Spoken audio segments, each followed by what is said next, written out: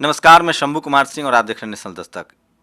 आजाद भारत की सबसे बड़ी घटना बता रहा हूं। एक बार फिर से इस देश के मुसलमानों ने साबित कर दिया है कि वो सबसे बड़े राष्ट्र प्रेमी हैं, वो सबसे बड़े राष्ट्रभक्त हैं। और ये सब हुआ बिहार विधानसभा में। जो लोग अब तक, चाहे वो अखिलेश यादव हो, तेजस्वी यादव हो या कोई भी गैर सवर्ण हो, जो कहते थे कि ओवैसी बीजेपी को फायदा पहुंचाता है, उन्होंने इतिहास रच दिया है। पहले आप बता दूं कि हुआ क्या है, सन्न रह जाएंगे, दंग रह जाएंगे। और आज संविधान दिवस है। सबसे पहले आप सबको संविधान दिवस की बधाई, और उन तमाम लोगों को जो संविधान को मानते हैं उनको संविधान दिवस की बधाई। वो तमाम लोग कमेंट करें जो संविधान को नहीं मानते हैं।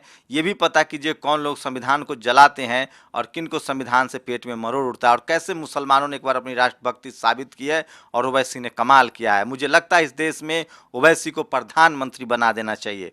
बिहार विधानसभा में वोटिंग हो रही थी विधानसभा अध्यक्ष को लेकर, और शपथ ग्रहण का समारोह चल रहा था। 5 विधायक जीत के आए हैं, बीएसपी और एएमआईएम मिला के।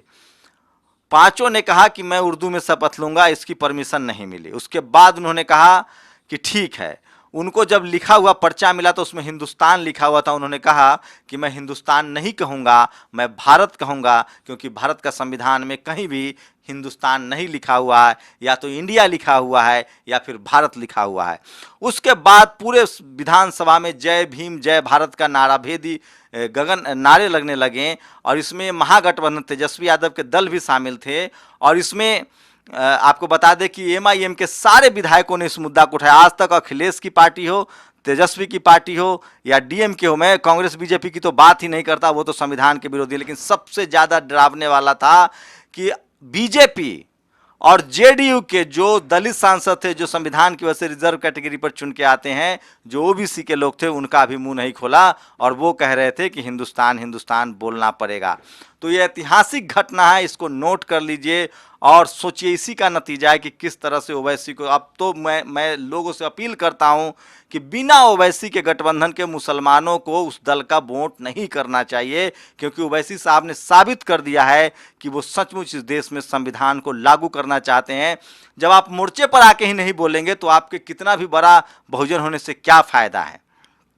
फिर बीजेपी के केशव प्रसाद मौर्य में और सपा बसपा के मौर्य में क्या अंतर है। तो ये ऐतिहासिक घटना बिहार विधानसभा में हुई है, जहां जय भीम के नारे लगे और मुस्लिम विधायकों ने, जो ओवैसी के मुस्लिम विधायक, उन्होंने साफ साफ कहा कि मैं भारत बोलूँगा, क्योंकि संविधान में India is Bharat, Bharat is India लिखा हुआ है, हिंदुस्तान नहीं लिखा हुआ है। इसके बाद सोचिए, समझना पड़ेगा 131 सांसदों को। इस देश में जो भी एमएलए एमपी है, खासकर जो एससी एसटी के हैं, ओबीसी के हैं, उनको समझना पड़ेगा कि आपके हक अधिकार संविधान में ही सुरक्षित हैं। नहीं तो पिछले 2000 साल से जब मनुवाद था तो आपकी क्या दशा थी। इसी का नतीजा सोचिए, हैदराबाद में नगर निगम का चुनाव हो रहा है। सूत्र बता रहे हैं कि प्रधानमंत्री चुनाव प्रचार करेंगे।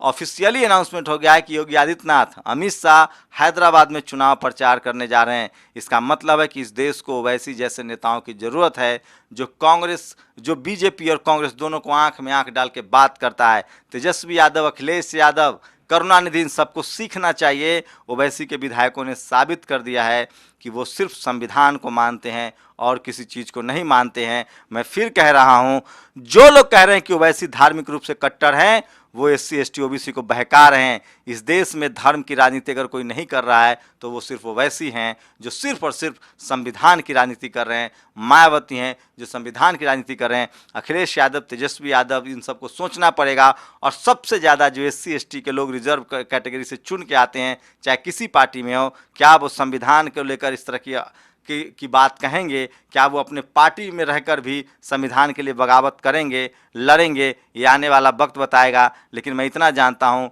कि ओवैसी के दल ने जो किया है वो दिल जीतने वाला है, मन जीतने वाला है। और मुझे लगता है कि बहुजन समाज बिना ओवैसी के पूरा नहीं होता है। जिस तरह से उनके मुस्लिम विधायकों ने कहा कि हम भारत बोलेंगे, हिंदुस्तान नहीं बोलेंगे, वो शानदार है। इस देश के हर मुसलमान को प्रेरणा लेनी चाहिए संविधान दिवस के दिन कि भारत, इंडिया, इंडिया भारत, हिंदुस्तान शब्द कहीं नहीं है। बाबा साहब कहते थे कि भारत एक सेकुलर राष्ट्र हो, डेमोक्रेटिक राष्ट्र हो। तो ओवैसी के विधायकों ने शानदार काम किया है विधानसभा में, बिहार विधानसभा में, और जय भीम के नारे गूंजे हैं। मुझे उम्मीद है तेजस्वी यादव के विधायकों ने भी जय भीम के नारे लगाए हैं, सतीश उसमें खासकर हैं, और तमाम जो युवा जीत कर आए हैं CPI-ML के युवा जो है वो उन्होंने जय भीम के नारे लगाए हैं। अब अखिलेश, तेजस्वी, इन सब लोगों को सामने आना पड़ेगा, और बीजेपी को आप तभी हरा सकते हैं जब उसको राष्ट्रवाद के मुद्दे पर आप काउंटर करेंगे, संविधान को मानने के लिए मजबूर करेंगे, क्योंकि RSS संविधान को नहीं मानता है, वो मनुवाद को मानता है। बीजेपी संविधान से सहमत नहीं है। और वो कौन लोग हैं जो संविधान को नहीं मानते हैं? बिहार विधानसभा में MIM के विधायकों ने, मुसलमानों ने इस देश में साबित कर दिया है कि वो संविधान के असली रक्षक हैं। आप लोग की प्रतिक्रिया का इंतजार रहेगा। आप लोग की क्या प्रतिक्रिया है? शुक्रिया। नेशनल दस्तक की आपसे गुजारिश है कि अगर इसको बचाना चाहते हैं तो नेशनल दस्तक को सब्सक्राइब करने के लिए रेड कलर के सब्सक्राइब बटन को दबाएं, फिर बेल आइकन की घंटी दबाएं। नेशनल दस्तक को बचाने के लिए बहुत जरूरी है कि हर खबर को शेयर करें, लाइक करें, कमेंट जरूर करें।